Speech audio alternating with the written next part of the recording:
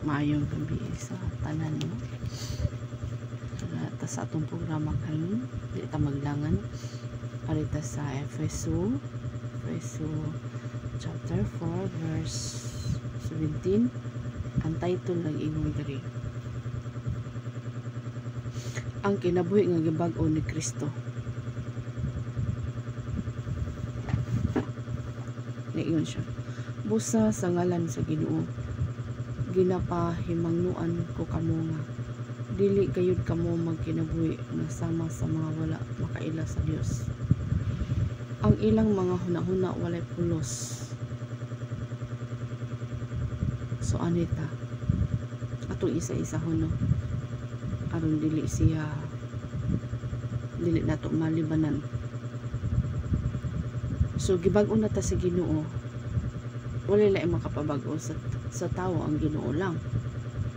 Yan. Ang tao sad nga nakabalo sa pulong sa Dios, angayan sad nga mo desisyon nga sa iyang kinabuhi kung nakabati siya sa pulong sa Ginoo, mo na ang pattern na sa kabag-uhan. So musunod gid siya, mo desisyon gid ang tao nga mga lagad nga to kaniya.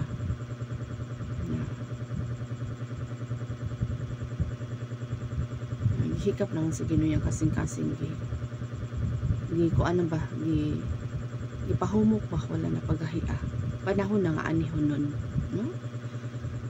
So gipahimangnuan na so naay gisulti nga dili kayo kamo magkinabuhi nga sama sa nga wala makaila sa Dios. Ato na ila ng Ginoo kung unsa man ang Ginoo, mo na musunod kita kaniya, no? Ang ilang mahuna-huna walay pulos. So kinahanglan ang atong hunahuna, kinahanglan adunay gipulos, no? Adunay gipulos atong panghunahuna. Dili kay murag wala lang nga murag magburong, no? Sa mga wala kaila kung unsa gid ang angay sundon diha sa Ginoo. Di ta magbinurong. Dihingan sa 18, tungod kay nangitngitan ang ilang pangisip sa pagsabot sa espirituhanon nga mga butang, nahimulag sila sa kinabuhi nga gihatag sa Dios. Tungod kay ignorante man sila, kay labihan man sila kagahig ulo. So anita, so gahi daig ulo ang sa pakiro, no? Dili mo submit, dapat kinahanglan nga ang kasing-kasing mo submit, kinahanglan ang kasing-kasing matudluan nga mosagop sa pulong sa Ginoo. So di ta magpagahi sa ulo. Example pa, marami tang bata, kaning bata, arte sa bata. Diba ang bata kung ang kabut sa bata kung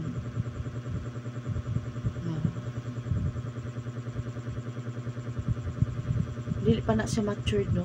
Kay bata man, sige rin na pabadlong ang bata, sige rin na pabadlong ang bata, ma-picture out mo ba, no?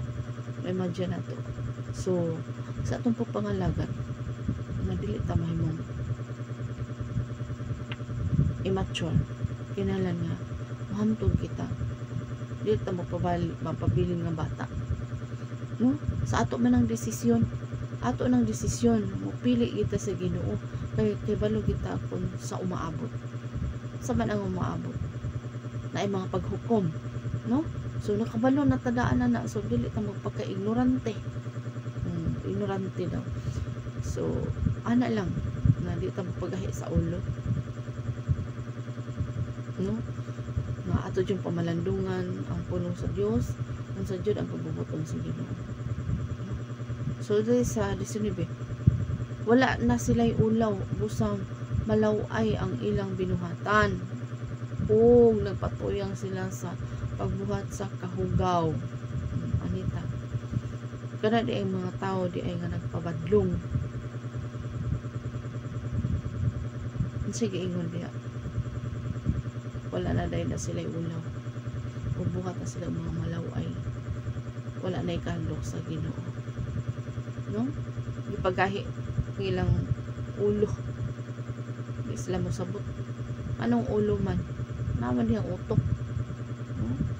Above the heart ba ang utok, so wala gigiingon nga under ang utok sa kasing-kasing, no? Mag-matured ba? Mag-matured, maghamtong sa pag-alagad sa Ginoo, no? Dili kayo ang sa inibalaan nimo, dili lang nimo buhaton. So lagyan na lang yun nga aplikasyon, no? Aplikasyon apan dili sama ni ana ang inyong tinun-an bahin kang Kristo. Dili ba nga nasayran man ninyo ang bahin kang Jesus, ug tungod kay kamo anaa kaniya gitudluan kamo sa kamatuoran nga anaa kaniya. So naa naman ta kang Kristo, so gitudluan ta nae pagtudlo sa kamatuoran manaa nato, kamatuoran gikan sa Ginoo nga ato sang i-apply sa atong kinabuhi. Unsa ba ato ni balaan, mo na atong i-apply, no? Dili ta mo pagahi sa ulo, maabot sa panahon nga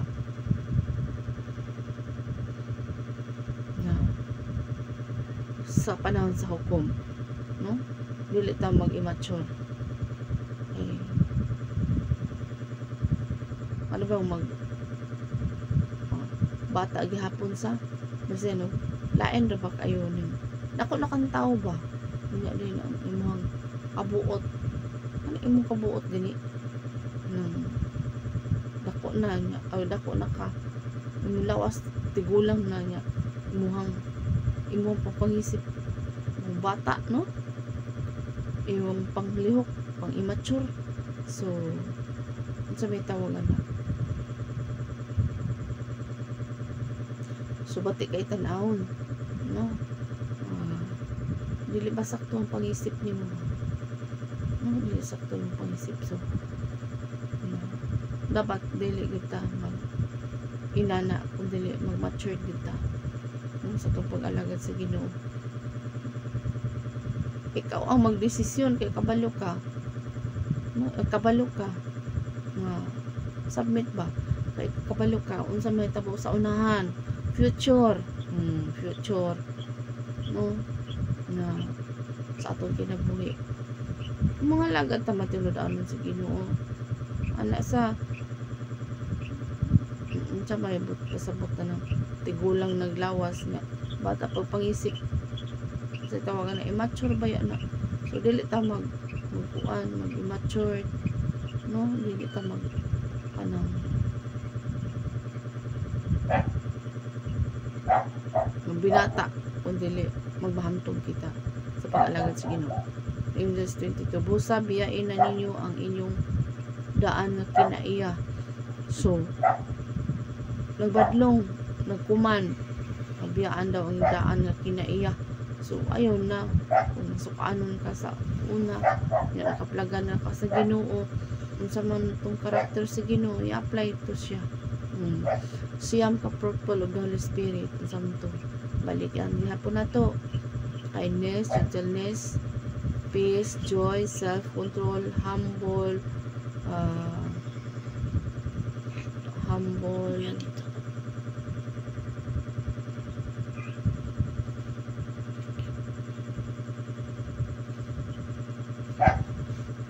holiness, righteousness, o patience.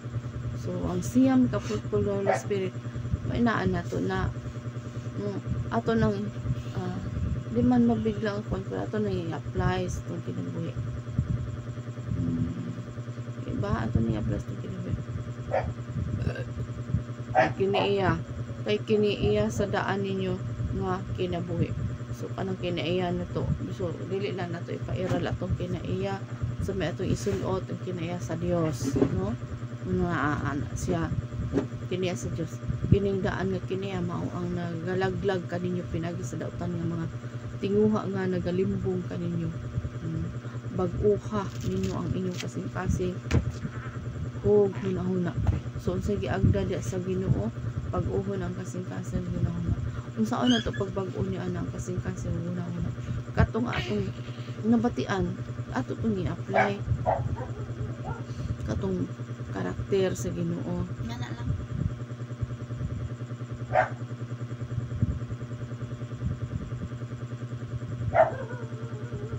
So wala siya no, kinahanglan jud nga ang atong karakter. Kining daan nga kinaiya mao ang nagalaglag. So kanang daan kinaiya, kanang tinawhanon ba nga kinaiya. So wala na siya. Tinawhanon kinawala na siya. No? Ato namang nibala ng karakter sa Ginoo. Sige, ingon dire, command, bag-uhan ninyo ang inyong kasing-kasing hunahuna. Kinalan po na kung nakadungog ka sa pulong sa Ginoo, sige na tudlo. Kung bastos ka sa una, ayun na pag binastos og istorya, no? Kung unsa ka sa una kanang kuan palaaway ka, so karon dili na. Ana no. So mo na siya. Kay dili makita si Kristo sa atong kinabuhi kun wala na siya. Dili na to i-apply. Kinala to jud i-apply ang characteristics, no, of the Holy Spirit. Kiniya sa Ginoo atong isulod, dili atong kinaiya. Dapat ato nang itago. Kung kana kinaiya, dapat dili na siya, wala na siya. Kay niingon diri bag-uha ang inyong kasing-kasing ug una-una. Ipakita ninyo nga bag-o na kamo sa Dios ug hatagan sa kinabuhi nga sama kaniya. Ang tinuod nga kinabuhi nga matarong ug balaan, no? So gani kuno to kinabuhi nga matarong ug balaan. So mo na diha ang kaniya sa Ginoo. Busa ayaw na kamo pamakak. Sa gani dito dili na mamakak. Ang tagsa-tagsa musulti sa matuod ngadto sa iyang igsuon kang Kristo. Kay kitang tanan mga sakop na sa usa ka lawas. So mga sakop naman ta sa Ginoo. So muna nga musulti ta, dili ta mamakak. Dili ta mamakak. Kung masuko kamo, pagbantay nga dili kamo makasala. So unsa man ibot kasabot ani makasuko pero dili mapakasala. Kana bitang ang imong ikasukan katuras siya, morto imong ikasukan pero nung ka na aduna pay kape nang manungo ka o mauan ka, so wala na na siya, iya na sa dautan, no? Ano, ang imong kasukan maor gito siya, pero nung kang napay pakape ni anak, ang pakape na iya na siya, no? Muna indiha nga kanang pagkasuko pa na pagkasala. Ug ayaw ninyo palungtara ang inyong kasuko sa tibok adlaw. So dili daw palungtaron ang kasuko sa tibok adlaw. Dili kay moingon nga bisa pagkapila ka tuig. Bisa pagpila ka tuig bungol-bungol kaya na ako na. So dili na buhat na sa kaaway kung wala ta kabalo kung kanus atakwaon sa Ginoo. Di wala ta kapasaylo sa atong isig ka tao. Ana lang. Kinalan nga. Wala na ang pagdumot, wala na siya. Sige ingon dire. Maabot na ganinang panahon na dili gyud ta mo kuan kay unsay giingon sa pulong sa Ginoo, ayaw ninyo hatagig ug higayon si Satanas nga matintal kaninyo sa pagpakasala. So dili gyud ta mo padala sa ato nga kalagot, dili ta mo padala unsay naa din nga dili na maayo, no? Kinahanglan adunay control, humble. Pwede kita maalkansihan, no? Atong gilantaw man gud ang atong future sa atong kalag. Ayaw ka mo pagsulti ug daotan, kundi ang makatabang lang sa inyong isikataw ug ang mutukma usab sa higayon aron makahatag kamo og kaayuhan sa mga nakadungog. So dili gyud mahimo bless ang tao kun kanang gubot imong kaugalingon, no? Dili mahimo ma-bless ang tao. So kinahanglan kita maningkamot sa usa agi tabang sa Ginoo nga Dios man ta sa kalinaw, dili man ta Dios sa kagubot. Dios man ta sa kalinaw. Sumo sa agi tabang sa Dios paning kamutan mo bitang mag-agulo nga naman kay mao man ang higayon na ba kanang kuan kay umuusbong si pride lisod na kaayo no.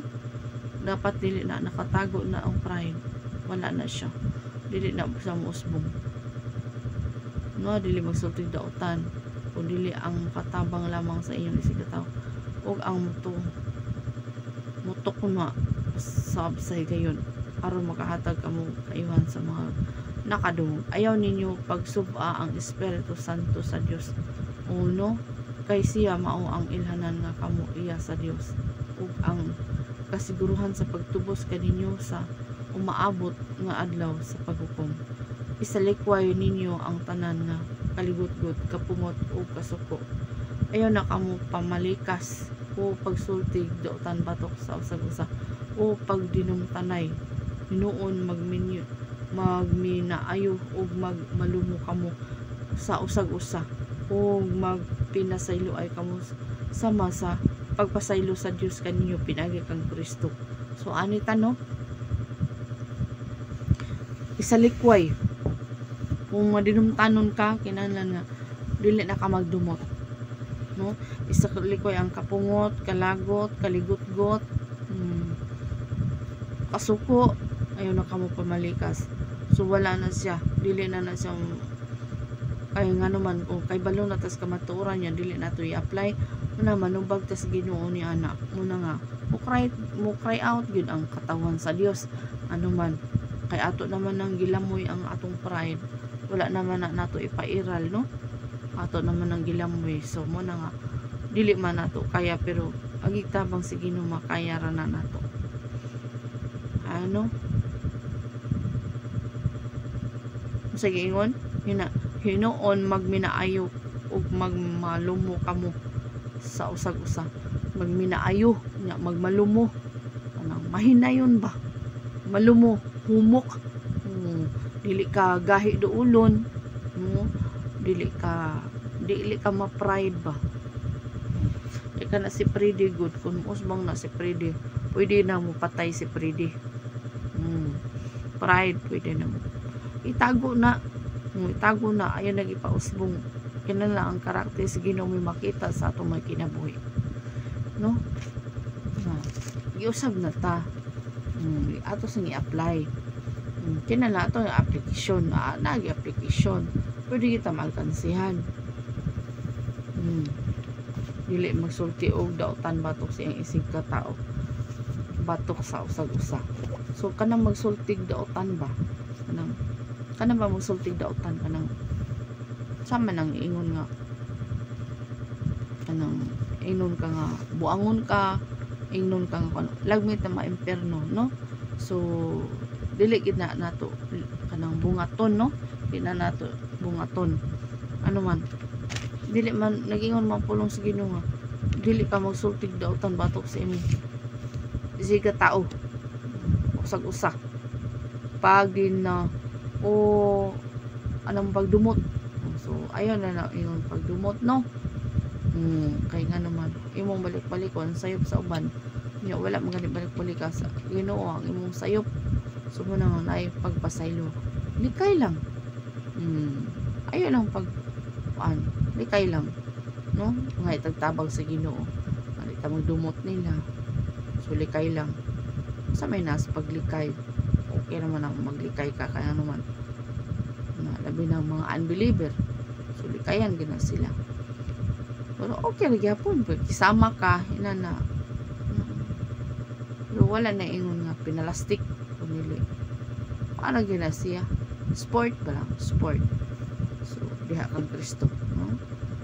Sige ingon diri o magpinasalo ay kamo sama sa pagpasaylo sa Dios kaninyo pinagi kang Kristo. So ipasaylo naman ta.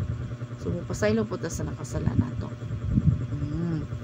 So ana lang nindot kayo ang ulong sa Ginoo. God bless.